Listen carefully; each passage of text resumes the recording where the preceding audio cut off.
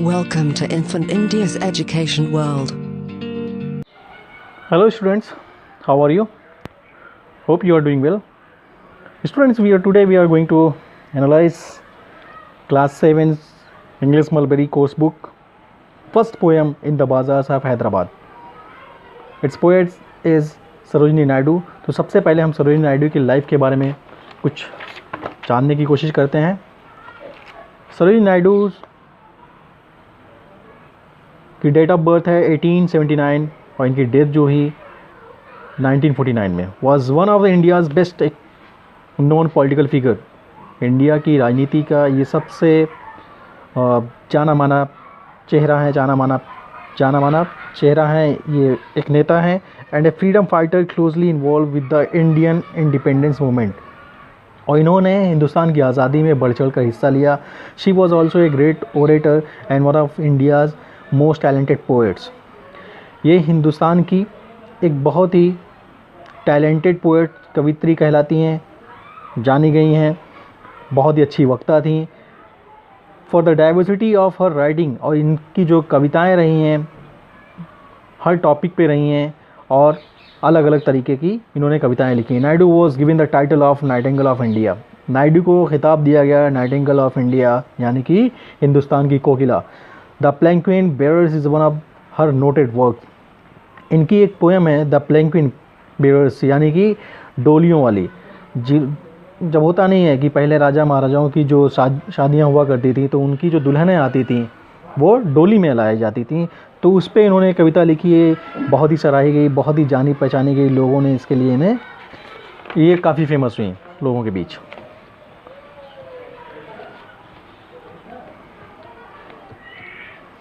चलिए हम शुरू करते हैं पोएम शुरू करने से पहले स्टूडेंट्स आप ज़रा सा उन चीज़ों पे गौर कीजिए. जब आप बाज़ार जाते हैं तो आपको बाज़ार में बहुत आवाज़ सुनाई देती है, अलग अलग नज़ारे देखने को मिलते हैं, तरह तरह की खुशबुएँ, पकवान होते हैं वहाँ पे. उसकी खुशबुएँ आपको खींचती हैं अपनी तरफ, आकर्षित करती हैं, आपका वेलकम एक तरीके से करती हैं. तो in this poem Sarojini Naidu describe the colours and sound of the various stalls in the bazaars of Hyderabad. तो इसी तरह से सरोजिनी नायडू ने हैदराबाद की बाज़ार में जो अलग अलग तरह तरह के स्टॉल, रंग रंग के, वहाँ के जो साउंड्स हैं उनके बारे में यहाँ पे उन्होंने बताया है. ठीक है. The city where she was born and spent her childhood. वो शहर हैदराबाद है. हैदराबाद वो शहर है जहाँ पे सरोजिनी नायडू पैदा हुई, वहाँ पे उन्होंने अपना बचपन बिताया. और वहाँ के बाज़ार के बारे में फिर उन्होंने ये पोएम, जब ये कवित्री बनी, एक पोएट बनी, तो उन्होंने उस पर एक पोएम भी लिखी है. तो देखते हैं इस पोएम में क्या है. टोटल 5 स्टैंजाज हैं. फर्स्ट स्टैंजा हम शुरू करते हैं. What do you sell O ye merchants. कहती हैं कि जब कोई बाज़ार जाता है तो शुरू करता है, यानी कि जब उसे कुछ दिखता है तो वो उस मर्चेंट से, व्यापारी से, वेंडर से, गोल्ड स्मिथ से, जो भी जिसके पास वो जाता है तो उससे कुछ ना कुछ वो सवाल करता है और ये पूछता है, जानने की कोशिश करता है कि भाई वो क्या बेच रहा है. तो कुछ इसी तरह का माहौल है. जाने वाला जाता है और मर्चेंट से पूछता है कि भाई ये जो तुमने डिस्प्ले करके रखा है, जो तुम्हारे सामान, जो तुम चीज़ें बेच रहे हो, ये क्या बेच रहे हो तुम. Richly yours wares are displayed, turban of crimson and silver. तो दुकानदार, मर्चेंट आंसर देता है कि मैं पगड़ियाँ बेच रहा हूँ जो कि गहरे लाल रंग की और सिल्वर कलर की हैं. ठीक है. आगे कहता है merchant, tunics of purple brocade.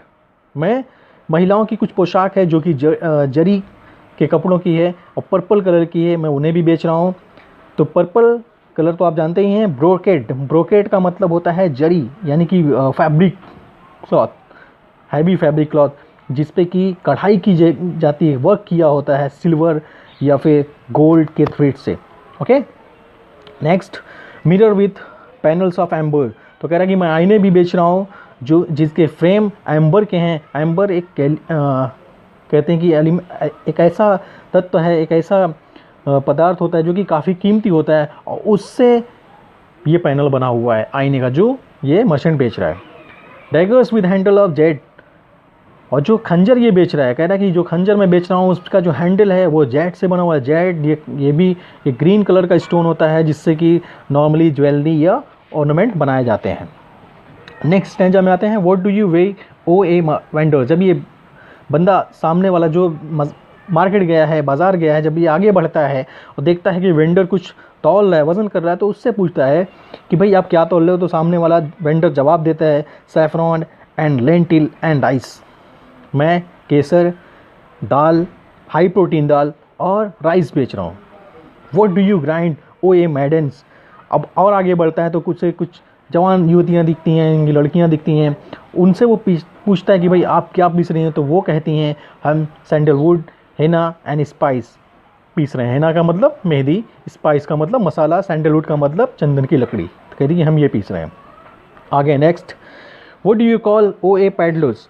जब ये बंदा और आगे बढ़ता है वो देखता है कि पैडलर्स यानी कि फेरी वाले कुछ बेच रहे हैं, तो उनसे पूछता है कि आप क्या बेच रहे हो, तो वो बंदा कहता है, पैडलर्स कहता है कि मैं चेसमैन एंड आइवरी डाइस बेच रहा हूँ, यानी कि हाथियों के दांत से बना हुआ मोहरा बेच रहा हूँ। नेक्स्ट स्टैंजा पे आते हैं, what do you make O ye gold Smith.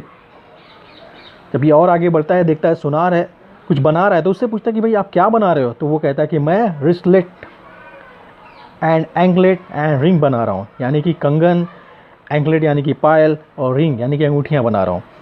आगे कहता है कि मैं बेल्स भी बना रहा हूँ, जो कि bells for the feet of blue pigeons, मैं नीले कबूतरों के पैरों में पहनाए जाने वाली बेल्स भी बना रहा हूँ, जो कि काफ़ी नाजुक हैं। Frails as a dragonfly's wings, वो ड्रैगन फ्लाई जो कि बरसात के सीज़न में निकलता है और उसके पंख काफ़ी हल्के होते हैं, नाजुक होते हैं कि अगर उन्हें आप छू दें तो वो डैमेज हो जाते हैं। तो कह रहा है कि जो मैं बेल्स बना रहा हूँ ब्लू पिजन्स के पैरों में पहनाने के लिए, वो भी बहुत नाजुक हैं।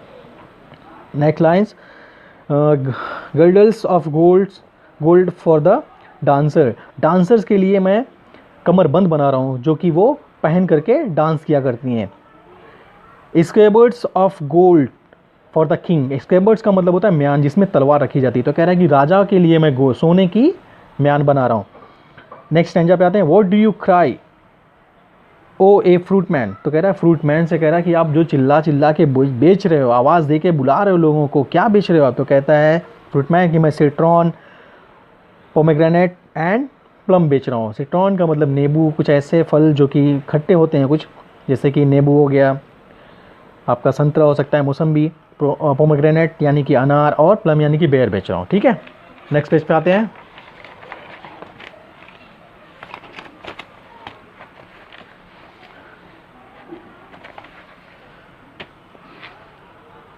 What do you play O musician, अब म्यूजिशियन से पूछना कि भाई आप क्या गा रहे हो, क्या बजा रहे हो। अब म्यूजिशियन कहता है कि मैं सितार, सारंगी एंड ड्रम यानी कि ढोल बजा रहा हूँ। आगे जब ये बढ़ता है तो दिखता है मैजिशियन है, कोई जादूगर है, वो कुछ मंत्र पढ़ रहा है, तो उससे बोलता है कि what do you chant O magician, magician आप क्या पढ़ रहे हो, क्या बुदबुदा रहे हो, कौन सा मंत्र पढ़ रहे हो, तो वो मैजिशियन कहता है spells for the aeon to come, तो कहता है कि मैं कुछ ऐसे मंत्र पढ़ रहा हूँ जिनका असर काफ़ी लंबे समय तक रहेगा। ईऑन्स का मतलब यहाँ पे हर एक डिफिकल्ट वर्ड्स का जिस पे कि नंबर दिए हुए हैं, सबके मीनिंग बॉटम में आपके पेज पे दिए हुए हैं। ठीक, नेक्स्ट यानी कि लास्ट स्टेंजा पे आते हैं, what do you weave O ye flower girls, तो फ्लावर गर्ल्स से पूछता है, जब आगे आता है वही बंदा बाज़ार में जो गया है, जो सारी अब तक के नज़ारों को देख रहा है, सबसे सवाल कर चुका है, वो बंदा लास्ट में जब आता है और देखता है कि फ्लावर गर्ल्स हैं, तो उनसे पूछता है कि भाई आप क्या बना रहे हो, ये जो कि with tassel of Azure and red, जो कि आसमानी कलर के गुच्छों से बना हुआ और कुछ रेड कलर के गुच्छों से बना हुआ, ये आप क्या बना रहे हो। तो वो लड़कियां कहती हैं, फ्लावर गर्ल्स कहती हैं कि crowns for the bro of A bride groom, मैं दूल्हा दुल्हन के लिए क्या बना रही हैं वो, क्राउन्स। क्राउन्स का मतलब समझ में आ रहा है कि ताज, यानी कि जब आपने देखा होगा कि दूल्हा दुल्हन के सर पे एक फूलों का बना हुआ ताज रखा जाता है, तो कह रही कि हम वो बना रहे हैं, और उसके अलावा chaplets to garland his bed, और उनके बेड पर सजाने के लिए हम मालाएं भी बना रहे हैं।